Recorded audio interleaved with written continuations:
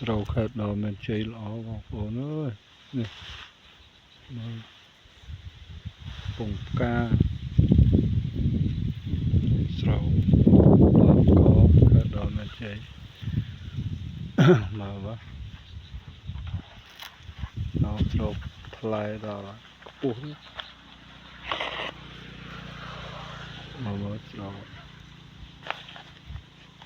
phở đó là đi mà lý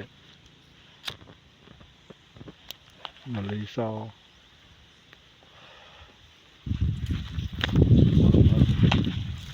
đó mà nè bông chanh đó có mà lý sau đó mà thế mà đại tới phía này sọc về ngọc ôn mà sầu đó nè sầu mà lý càng đó mình chơi mà bằng ôn